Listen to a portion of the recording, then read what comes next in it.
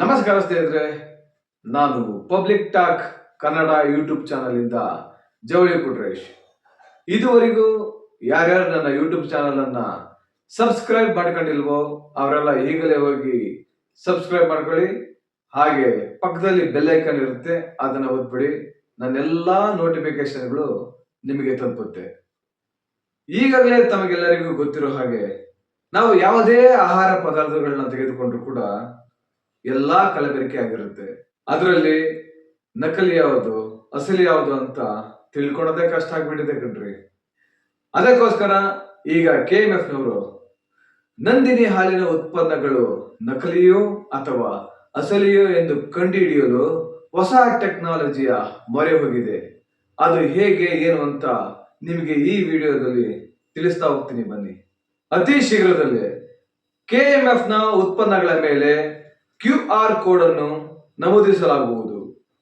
ಆ QR code ಅನ್ನ ನೀವು ಸ್ಕ್ಯಾನ್ ಮಾಡಿದರೆ ನಿಮಗೆ KMF ಉತ್ಪನ್ನಗಳ ಬಗ್ಗೆ ಮಾಹಿತಿ ದೊರೆಯಲಿದೆ. ಒಂದು ವೇಳೆ ಯಾರಾದರೂ KMF ಉತ್ಪನ್ನಗಳನ್ನ ನಕಲಿ ಮಾಡಿದರೆ ಅವರ ಮೇಲೆ ಕಾನೂನಿನ ಕಠಿಣ ಕ್ರಮವನ್ನು ತೆಗೆದುಕೊಳ್ಳಲಾಗುವುದು. ಪ್ರತಿದಿನ 1 ಕೋಟಿ ಲೀಟರ್ ಹಾಲು ಸಂಗ್ರಹವಾಗ್ತಿದೆ. ಅದರಲ್ಲಿ 65 ಲಕ್ಷ ಲೀಟರ್ ಹಾಲು, ಮೊಸರು ಮತ್ತು ಉತ್ಪನ್ನಗಳು ಗ್ರಾಹಕರಿಗೆ ತಲುಪುತ್ತಿದೆ. ನಮ್ಮ ನಂದಿನಿ ಹಾಲಿನ ಉತ್ಪನ್ನಗಳು ನಮ್ಮ ಭಾರತ ದೇಶದಲ್ಲಷ್ಟೇ ಅಲ್ಲದೆ ದುಬೈ ಮತ್ತು ಸಿಂಗಾಪುರ್ನಲ್ಲಿ ಕೂಡ ಮಾರಾಟವಾಗ್ತಾ ಇದೆ.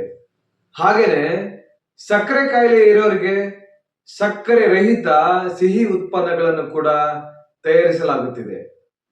ನಮ್ಮ ಗ್ರಾಹಕರಿಗೆ ಇನ್ನೊಂದು ಗುಡ್ ನ್ಯೂಸ್ ಏನಪ್ಪಾ ಅಂದ್ರೆ, ನಂದಿನಿ ಹಾಲಿನ ದರವನ್ನು ಹೆಚ್ಚಳ ಮಾಡುವುದಿಲ್ಲ ಅಂತ KMF ನ ವ್ಯವಸ್ಥಾಪಕ ನಿರ್ದೇಶಕರಾದ ಶಿವಸ್ವಾಮಿಯವರು ತಿಳಿಸಿದ್ದಾರೆ.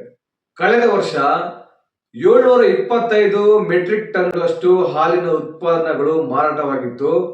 ಆದರೆ ಪ್ರಸಕ್ತ ವರ್ಷದಲ್ಲಿ 1100 ಮೆಟ್ರಿಕ್ ಟನ್ ಅಷ್ಟು ಹಾಲಿನ ಉತ್ಪನ್ನಗಳು ಮಾರಾಟವಾಗಿವೆ.